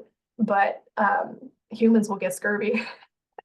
What do you mean they make their own? What is it? Parrots make, yes, almost all animals make their own vitamin C, and it's made from the glucose pathway. So there's no, it's almost impossible for them to have a deficiency because they're never going to be short on what's used to make it. And it's made in their liver and kidneys. So most animals make their own vitamin C. So it's not an essential nutrient to that animal. But for us, it's humans, guinea pigs, some bats, and there's a couple songbirds. We cannot make vitamin C. So when we don't eat it in the diet, we get a disease that's called scurvy, um, which is why pirates used to get scurvy because they would go on these long, months-long missions on the boat. But the problem is the vitamin C breaks down. So they start getting scurvy. Mm-hmm. So humans have this problem. Parrots do not have this problem. In their liver Well, and kidneys, they make so, their so own. many parrots have liver and kidney disease. Does that affect their ability to make vitamin C? I think when it gets bad enough, it can, but no one's ever done the study. There's only one study.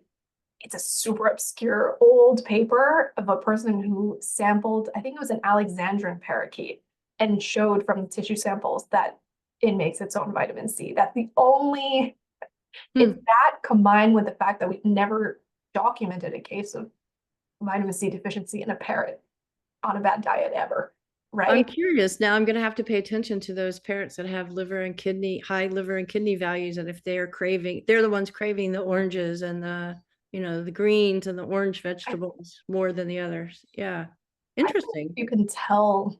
I don't think because animals don't have a taste for most of these micronutrients. So animals typically will have a taste for the things that they need that are scarce. So for example, we can taste salt, right? Parrots can taste salt for sure. Yeah. They can They, taste they high actually need calorie it. They density. need a little Yeah. salt, according to Yes. Don Brightsmith. Yeah. Yeah. Yes. Because sodium is an Essential to all life nutrient. force. Yes. Yeah. So, but salt is a rarity, right? We can crave high calorie. I mean, parrots can taste high calorie density, that's for sure, right? They can taste carbohydrates, they can taste fats. They're born loving pizza, I swear, just like the rest Yes, of us. Yeah. but they don't taste protein necessarily. Although there are parrots who do, one of the things Pamela mentioned to me is that there are parrots who do eat carrion and will eat meat. And I know this from budgie breeders as well. If you take a chicken carcass and put it in a budgie aviary, they will eat it all down to Yeah. bone, which is really interesting because it's not the context that I keep my budgies in, right? But I know that there are budgie breeders like in the past when they need like exhibition budgie breeders that budgies will not It's hesitate. pretty common with the African gray world to give them chicken bones too. That's a pretty common thing. Yeah, and We they do see them clearly know eating how to eat it. insects. In the wild, we see them eating insects, so they're not totally. Yeah. So I think there's always more, right? Like these birds are very diverse. They're very, very diverse. I And don't, they clearly have preferences. I mean, there Yeah. are some that always go to for certain foods first. Yeah. and you also can see they instinctually know, like when it's an instinctual food, they know how to eat it. Like I've never, like I once accidentally grew some millet on my porch unintentionally, but it did grow into this beautiful thing of like white proso millet. And so I picked it while it was still green and I fed it to my birds.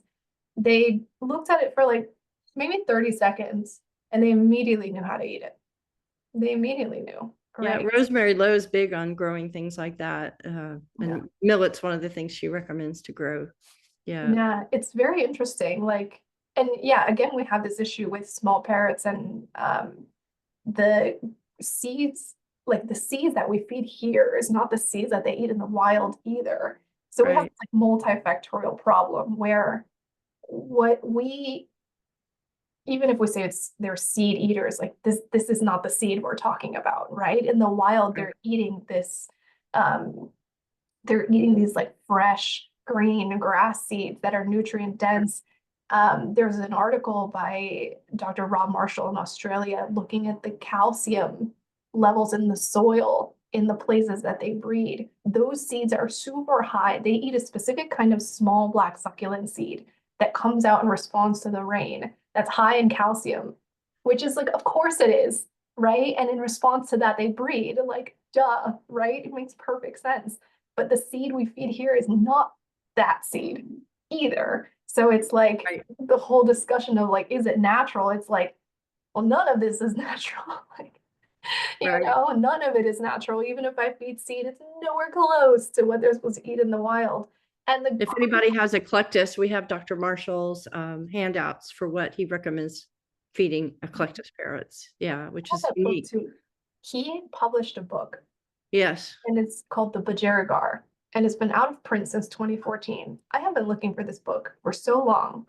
He's working on another book, or has been for quite a while. When Oh he did yeah? his summer intense Zoom wellness retreat with us, he was planning on coming out with a book on eclectus, and that was like 3 years ago. So I think he's just too busy to finish getting them off the shelf, but I'll let you know if Well, I come across that one. Yeah. yeah, well, my eBay alert pinged the other day. Someone was Oh, selling a copy of the Budgerigar and I bought it. So it's supposed to that's get here next fantastic. week. I've been looking for the book for so long.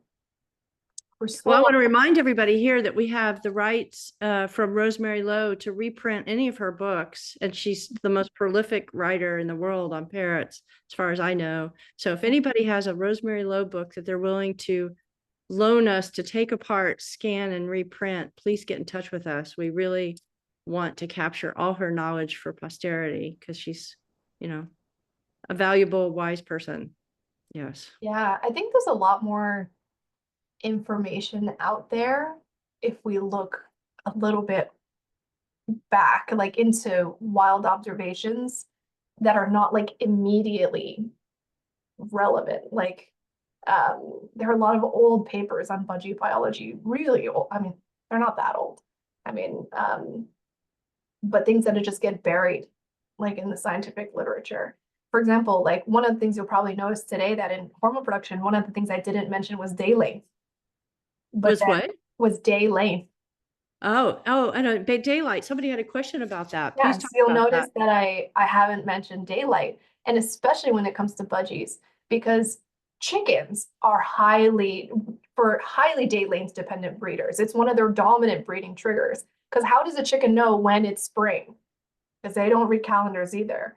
It's when the daylight lengthens that happens to also be they've evolved that the daylight lengthens. The plant life also senses that the daylight lengthens because plants also have this mechanism and they start to bloom and do all these things and prepare for the incoming warmer weather. This is the way that the system has evolved. So everybody orients to the sun. So we're all coordinated. The plants and animals are orchestrated together at the same time. But when you have, let's say, budgies are the most classic example. They breed at whatever time of year that conditions are right. So budgies are almost completely unresponsive to day length. Almost completely. Clearly opportunistic. Highly opportunistic. And if you read a lot of the older papers, if you expose them to excessive darkness, it makes them breed more, which makes perfect sense because you're basically nesty. in a nest cavity. Yeah. It makes perfect sense, right? And if you look at the wild observations, Pamela talks about this a lot, wild observations of New World versus Old World parrots. Old World parrots, a lot of them breed in conjunction with the short day lengths. And then New World parrots often with the longer day lengths. But you'll notice that if you control for all of these other triggers, you can have these animals at a normal day length and they do just fine because day length is a minor trigger. A lot of them you'll see like the discussion that parrots need to have 12 hours day length. The tricky thing about this is that if an animal comes from an area where the day length never changes, why would they evolve to be responsive to day length for breeding? They would not. Like cockatiels mostly are kind of equatorial, right? Cockatiels are also Australian, yeah, if they're from the north enough of Australia, but the same thing, like, you know, a lot of these animals are more responsive to these other triggers. They are not like chickens or other songbirds, for example, are more similar to chickens. So I think that's where the confusion happened. We looked at chickens, we looked at all these other kinds of songbirds, and parrots just got kind of shoved together, but they are not the same. They're a completely different branch of birds. And they range everywhere from having minor response to day length all the way to budgies who have almost no response to day length whatsoever. And I consider all parrots opportunistic, don't you? I mean, they're very resilient and adaptable, and they're going to go where. Because what does seasonal mean? Seasonal only matters in the context of the wild, where the triggers, the season actually has nothing to do with the animal. The seasonalness is a property of the environment, right? Is that right? Like winter, and we turn on our heats in our houses, and to me that emulates spring for a lot of birds. They're exactly. Like, so you're gonna get two waves in the year. You're gonna get they get darker and warmer. Yeah. Yes. And it's funny because it's like when when the spring and summer comes, you can actually graph my clients across, especially like Canada, the US, and watch the reports of like when people start to see the hormone things pop up, come down the latitude like this. Wow. Or like up like this. Like it's really quite interesting because you know, like I heard one of my clients I would know, like somewhere has a really crazy heat wave. And I'll be like, hey, are your parrots molting? And they're like, yeah. So you're saying that latitude is related to the heat, not to the light? Yes, because the temperature is colder up north and it's hotter down south. So as the temperature changes, I start to hear it across my clients, and it's generally in that order. I can almost like expect it. Like when I was like, oh, next week a heat wave is coming to Texas. I'm like, I just know. Here we go. All the clients in Texas are going to be like, my budgies are hormonal. And I'm like, I know. And we know it's coming, right? And we don't have to panic. We're like, okay, no sprouted millet that week so that we don't trigger somebody. But I think do you think daylight is important to any species of parrot, just to clarify? I think it's going to be minor because there's a difference between controlling day length and being excessive. So for example, like if you're putting a parrot in 12 hours dark a day, that's 12 hours they're not interacting with enrichment. That's 12 hours they're not foraging, right? So if that animal is excessively in the dark every day, it's also starts to become a quality of life problem. And if you have a parrot that happens to be an old world parrot that breeds in conjunction with the shorter day lengths, now we're actually exacerbating the problem, right? It's making the problem worse. So in a lot of ways, even if you have a new world parrot where they likely are responsive to longer day lengths, it's going to be lower ranking on the list than these other triggers by a lot. Because even cockatiels technically technically, if you look at the literature, are day length responsive. But if I control all these things, Gandalf can be cool as a cucumber. But if I put him on 14 hours darkness, I mean, what is his quality of life going to be like? It's going to be terrible, right? So And you said earlier, just to make sure I heard what you said right, you said old world birds tend to be more reproductive in shorter daylight and new yes, world birds in longer daylight. Okay. yes. So African, Australian, Indian, they tend to get more hormonal in shorter days, In that time of the year. that But time of the the year. New World parrots are the same. You expose them to a nest cavity all day, they're going to be hormonal too, right? Right. So in all areas, excessive darkness becomes a problem very quickly, right? So it's an interesting thing, but I think it has to have come from the chickens because chickens are our most well-documented species. Right. They've influenced everything about Yes, they're parrots. the Yeah. first species that we studied. Right. We know them extremely well, and they're highly day length dependent. You Mhm. cannot plan to breed chickens without controlling the day length because they are so day length dependent. They're very, very, very closely associated with the day length. And But you talked about humidity as related to the dry, arid species. How do you think humidity affects the New World, more tropical species? my suspicion is that it's not as relevant because even during the dry season, it's still pretty humid. So they're not getting this like massive fluctuation of humidity, right? Mm. So I suspect that it's not going to be as relevant.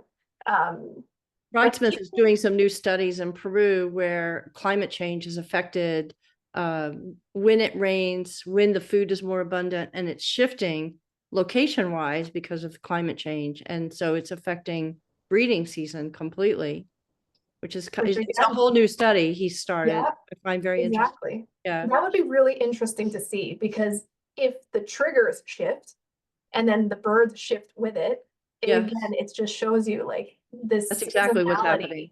Yeah, Right. the seasonality is just a property of the way the earth is. It's Right. not a property of the animal at all. The animal is triggered when the animal is triggered, and those are the triggers that matter. Right.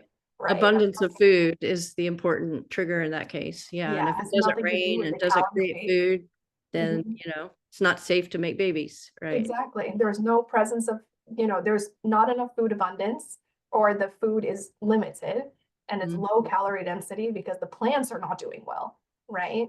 And then Right. you don't have high calorie density. Now also the thing is, because the food is not abundant, they're spending the time foraging.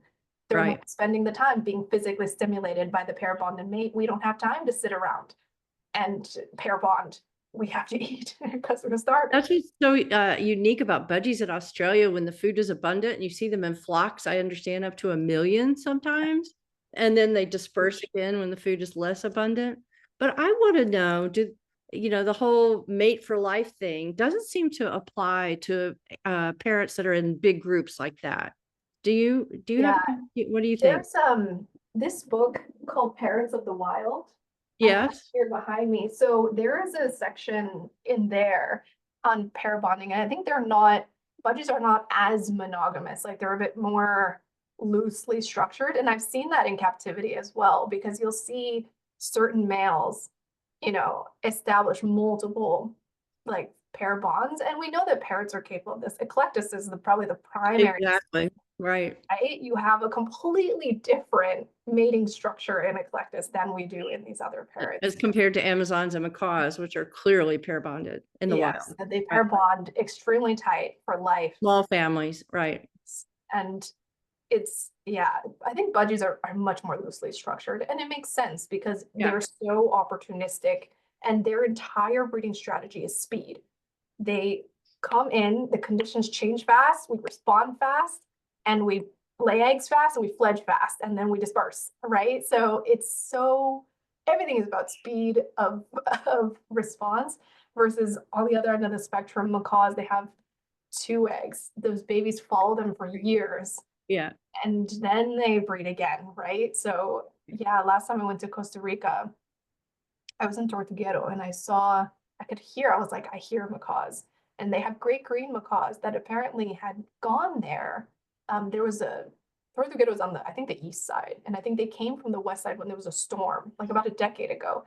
They're always on the east. The scarlets are on the west and the great greens are on the east. Yeah, so they fled because of the storm to the opposite coast, and this like pair had always was there, and you could clearly tell like these babies were sizable. I mean, these babies were the same size as the adults, but you can tell by their face, and that is clearly a baby, maybe like 6 months or 8 months old. You know, their behavior was just like clearly bugging the parents with it. It was pretty funny, but it was interesting to see. But it's a completely different strategy, right? Like budgies have a totally different strategy from the big macaw. Right. Yeah. Well, what's the big takeaway you want people to have today? You know, what do you want them to remember to do or not do at home that causes these triggers? I think the thing I always tell my clients is that it is in your control, you know, that the hormones A are in your control, and B, it is something that we can address. Because I think sometimes people get told that, oh, well, like this is just how parrots are. You want a parrot, like this is what you have to deal with. And like there are things about parrots that are permanent, like biologically, you know, there are characteristics about parrots that we cannot change, and this is the way that they are. But hormonal triggers are things we can change, right? Like we can address them. And the other thing is we should address them, because the high of hormones is not good for their quality of life. It's a health risk for them. It's a behavior challenge for them. It's a quality of life challenge for them. And it's a quality of life challenge for us to have a parrot that's living that way in our home. It's not good for them and it's not good for us. So as Dr. Susan Ora says, when the hormones go up, the immune system goes down. So that's, you know, that just leaves them vulnerable. But you know, birds are like all living creatures drawn to reproduce and carry on their genes, etc. So laying eggs upon occasion is not tragic, right? Yes. When the diet is able to support, that's what like I tell my clients with the very sensitive budgies. I'm like, listen, if you know, once a year she drops a clutch, I'm not like freaking out, right? Like let's say we know we can't control the temperature and like she's probably gonna lay 2 eggs. Okay, let's just make sure we support her with the calcium and the D3. She's probably gonna be fine. Right. But when you have this issue where it's a serious quality of life issue, this bird is always cavity seeking, they're not playing with enrichment, they're feather destructing, they're screaming all day, you know, they're aggressive, they're not playing with toys, like we start to have a quality of life issue, right? So, and yeah, it is a metabolic issue, right? Like Fitzy's ovarian cyst was a really good example. And I was very lucky with that cyst because I was able to verify it on necropsy. Yes, Fitzy's ovarian cyst, ultimately it was like after Dr. Claesing shared the data with me and I ranked all the diet items by metabolizable energy and I changed the diet, it fixed everything. And it was so interesting. And I was like, that's all it took. I'm glad you brought that up. I'm sorry to keep holding you. I keep thinking of new questions, but somebody did have a question about ovarian cysts and what if they should do a more in-depth consultation. Probably. Yeah, right? it depends. First, like is it likely a cyst? So I tested with Fitzy because it's hard to know. Like budgies are also prone to cancer. So it's like if it's ovarian cancer, is it a lipoma? Is it, you know, what is it? So first I had the vet, I was like, can you look at it and see what it is? We did an ultrasound and he was like, okay, I can see there's fluid and it's not just free fluid in the abdomen, it's fluid inside of some structure. And I was like, okay, so that means it's either in a tumor or most likely it's on the ovary. And I was like, how? I said, let's, you know, she's hormonal anyway. I was like, give her a shot of Lupron. And when we gave her a shot of Lupron, it went down. And I was like, aha. So it is reproductive, right? So then we had to make a guess. So statistically most common is probably an ovarian cyst. If it's ovarian cancer, I can't treat it anyway. So let's just cross our fingers and hope it's a cyst and treat it like it's a cyst and hope, right? So that's good to know. It can go down. Interesting. Yeah, so I was like, okay, it went down. And then when the Lupron wore off, it came back. And I was like, okay. And we gave a second shot of Lupron and it didn't go down this time. And I was like, oh, interesting. So I think there was quite some months gap between that and when Dr. Claesing shared the data with me. So in between, what we were doing was we had to go in. My vet is willing to do some very out of the box things for me. And for that, I'm eternally grateful. He went in with the ultrasound tech with a needle and aspirated the fluid out. And we submitted it for for analysis. And he was like, this is most likely ovarian fluid. And so we did that. I think we did that first one time. We tried to wait to do it every 6 months, but by every 3 months, by the third month, we could tell like there was too much fluid accumulation. We have to aspirate it again. So we aspirated it again. And then right after that was when I got the data from Dr. Placing and I started changing her diet. So 3 months later, I was like, I brought her in, I was like, let's aspirate it again. And they were like, there's no fluid in here. We couldn't get anything. And it just never came back. And I was like, That's great. Most so, people here don't realize or know who Dr. Clausing is, but I just want to say that he's like the quintessential nutrition for birds expert, and for him to share information with you speaks highly of your skill set. So that's very commendable, and thank goodness he's sharing it with you, because we need. yes. I have his book, which is like, I have to go back to grad school to even open it. It's very, very complex. So Yeah, I'm it's just dense. glad That's for that you sure. have his information. That's fantastic. It was key because I don't think it's published yet. No. And, of all the different parameters, calorie density is one of the things that it's like once you test it, once you know, the moment you rank the foods, it makes sense. So Well, thanks to you, it's becoming a topic of discussion. I mean, it's not calorie density has not really been part of our vernacular forever that I can remember. So this is good that it's now part of our discussion. yeah, I had never heard of it either. Because for me, I was like, we know it's something related to abundance of food, but I was like, what is the specific thing Right. about it? Because, and then when he said metabolizable energy, I was like, that makes so much sense. It Can we makes find information about metabolized energy, especially related to nuts, anywhere else if online, you go etc.? to like if you go to like any like the USDA like food, any nutrition facts, Is that a recommended site, yeah, USDA? like the USDA will has like a large food database. Okay, So in that's there, you good to see know. like it'll be like how many calories per 100 grams. So you'll know the Okay, calories per kilogram. But gotcha. honestly, with fresh food, I wouldn't worry about it too much. Right. As Yeah. long as you're not overloading the bird with pasta, They're not just having celery or just having radishes. They're having a yeah, diversity. you'll Right. you'll be And fine because pasta, cut that out, everybody. No more pasta and pizza. It's not, yeah, has no value. Yeah. yeah, like highly Training, processed maybe. grain Yeah. pasta is going to be an issue. And then with pellets, yeah, it's time to reformulate. It's time Right. for another generation of parrot foods because yeah, it's like we're at this thing of like we need to feed more fresh food, and then people are like, you need to feed this pellet, but the pellets are not perfect. I'm like, guys, we're actually on the same. Everybody's actually on Right. the same boat, which is the final thing, which is it's time to evolve. Like it's time to move forward. Do you have any advice for those of us who live with bonded pairs?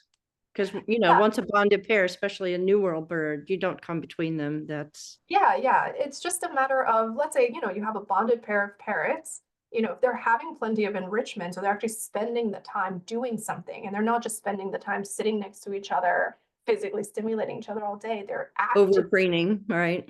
yeah, they're actively engaging in enrichment. Shout out to the next speaker. Actively Yes. engaging in Debbie enrichment. Foster, Yeah, February 8th, come back, please. Yes. yeah. And then for housing at night, if they can spend a little time, like their middle of the day nap, they can spend separate, and then they can sleep separate cages. That might be more than enough, right? If you have a big hormone problem, right? So if you Right. have a bird who has clear signs of excessive hormone production, then like we can look at it. But it doesn't necessarily mean you have to immediately rehome like one of the birds. It usually doesn't come to that. I've only Not had fair to them either. 2 cases of budgies where I'm like, it until we remove the boys from the house, it's just the vocal alone of like the males, their breeding vocals.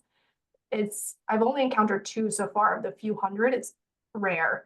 Usually with mixed flocks, I'm like, as long as we can keep everybody's triggers down, often like if we have to, we can just change the caging arrangement, and that usually is enough.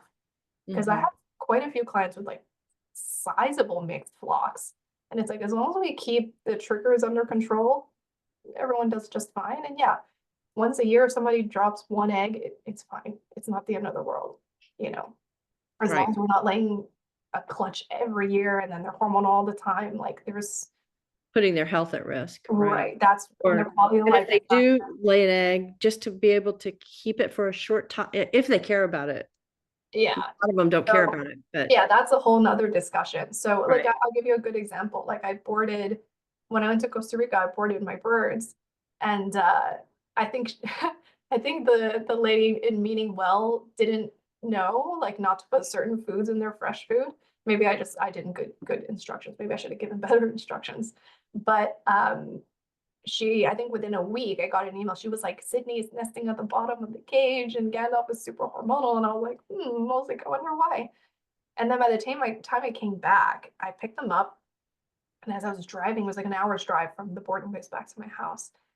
I heard her, Sydney, nesting inside the carrier in the car. And I was like, we're driving. Like, what is this? And when I got home and I opened the carrier, she had laid an egg in the carrier. So I was like, oh my goodness. But the speed of that, the rate, like basically she went from, it took her 1 week to like turn on, to go from cool as a cucumber to like full breeding mode, and 2 weeks to like turn her ovary on and form this egg and lay it. And I was like, wow. Oh, But she indeed. just laid that one egg and she just looked at it. And I was like, do you care about this? And she just walked away. She didn't care. I left it in her cage and she just didn't care. I was like, okay, and she's never laid an egg again. And I was That like, happens a lot. Yeah. yeah, because she came back to the house and the triggers proceeded, and that was the end of it. That's great. That's the optimal result. Yeah. Yeah, so because it means that she was like barely over the line, and so she wasn't hormonal enough to actually even bother to incubate it, which is very interesting. Yeah, compared to like Fitzy, for example. Fitzy laid big clutches, big clutches, because she was 50 eggs. way I can't over. imagine. Yeah, and she went from big clutches, 3 big clutches every summer, to 0 hormones the next summer. The moment we addressed the triggers, it was like night and day. And I was like, That's wow. awesome. Yeah. She'll live longer now. Hopefully. Yeah. Yes. Well, yeah, actually, Fitzy, I was really sad about that case because she was almost 10. If she didn't get mycobacteria from the budgie I adopted, she would still be alive, I think. Oh, that's right. She died. Yeah, it was the mycobacteria in the end.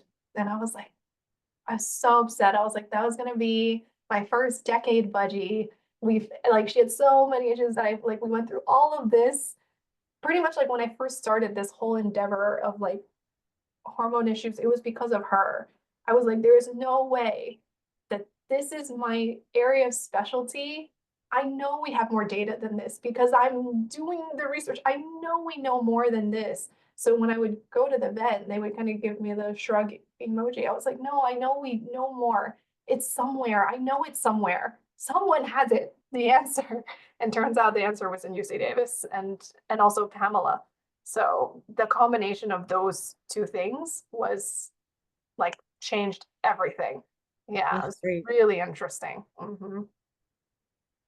Well, Dr. Zhao, thank you so much. I hope you'll come back, maybe as a speaker for the wellness retreat or a Zoom or something. We just Yes. know that your knowledge, your age, you're just valuable to the future for the welfare of parrots. So we want to stay in close contact with you. So Yes, thank you so much, as always, for hosting me. And yes, for the next retreat, at minimum, I'll at least be there in person just to attend. well, just so everybody knows, the next wellness retreat in Asheville will be in 2026 because we do them every 2 years, and it will probably be either the first or second weekend in June. We're working on that now so that people can stay in the dorms for a lower cost lodging option. So that's where we're headed, and hopefully we'll have an answer on all that soon. So save those weekends anyway. Very exciting. Yes. Okay. Thank you everybody for sticking with us today. And we're going to put this recording up on our website so that all this brain knowledge that we have to absorb, we can go back and listen as many times as we need to. And it's a great reference. And I hope a lot of veterinarians out there will come listen because they are always giving out advice that may or may not always be so helpful to people. So thank you for being at the forefront of this knowledge. We're very grateful. So Thank you so much. everybody stay warm. There's lots of weather things going on all across the country. So hopefully everybody stays safe from fires, floods, and snow, but I hope to see you back with Debbie next month on the 8th, because enrichment is also super important for our birds in captivity. So we look forward to that. So thanks again, everybody. Hope to see you next month. Meanwhile, thank you, Dr. Zhao. Grateful as always. Bye, everybody. Bye.